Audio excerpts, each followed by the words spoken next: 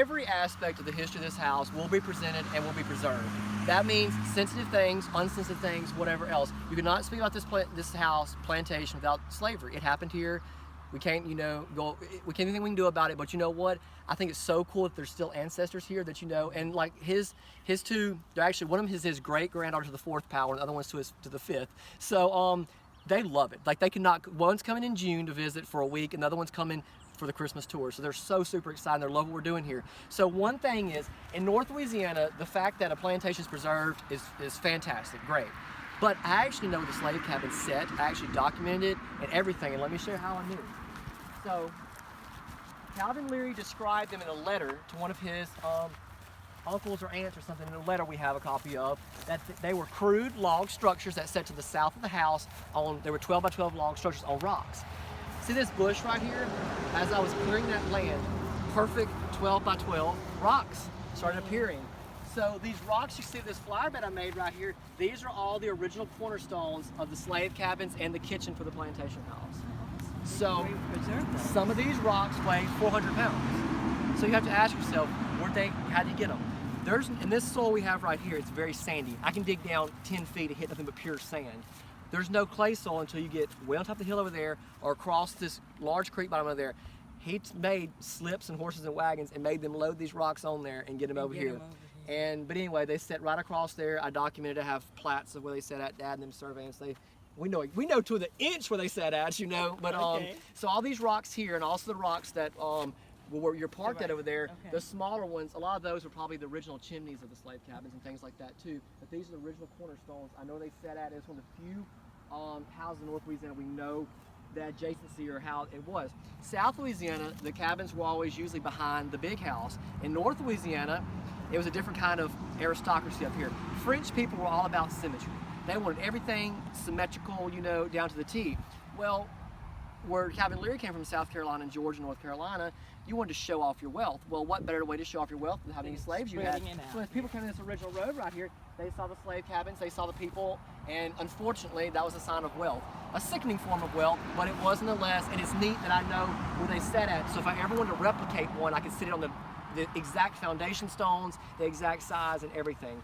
These rocks over here in this bed I wanted to let grow up before I sprayed it and killed it, all these rocks over here came from Dr. Gibbs' house. That's what his house said. Okay, those are, okay. And those were the cornerstones. Calvin Leary only had 23 slaves at this house. Dr. Gibbs had 105. So Dr. Gibbs was a very large slave owner. He was extremely wealthy. He was worth $40,000 in 1850, which would be over $1 million in nowadays standards. So, well, let's talk about the Christmas tour sure. of home. Yes, ma'am. You're going to open it up. You're going to approximately what's your approximate completion date? I want to be living here by Halloween. By Halloween. I want to be decorating by the day after Halloween. Okay. For Christmas. So I want to go out. My first big thing here would be the Christmas tour of homes. Okay. What better way to show off this house at Christmas time? Absolutely. I mean, and I have the period pieces. It will not look like a museum. Don't think that. However, it'll look old. Okay. So I want to do that. Like I said, I'm going to donate all my proceeds to the St. Jude auction coming up a month later. I will not be a part of the Minden Tour of Homes. However, I will be in conjunction with them. The first weekend they do it, I will be on it, and also the weekend after they do it, I'll be on it again.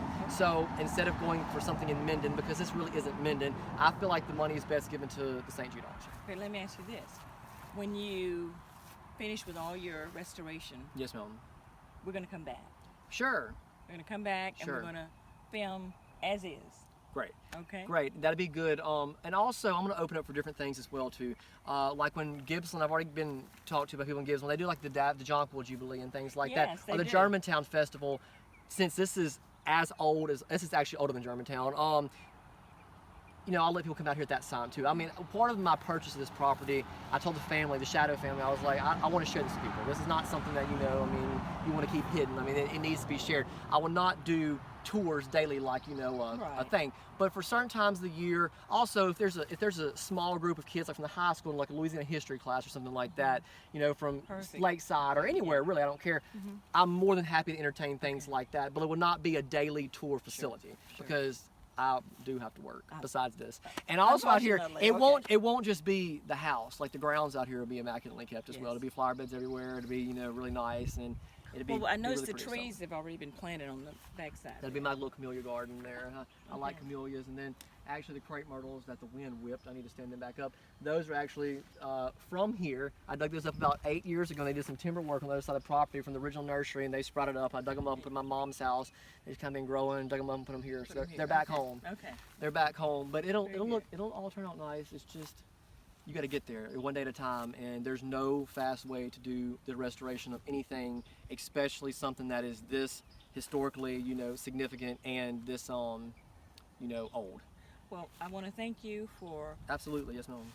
having us come in and look at your restoration project in progress Yes, ma'am. on our Destination Webster promotion.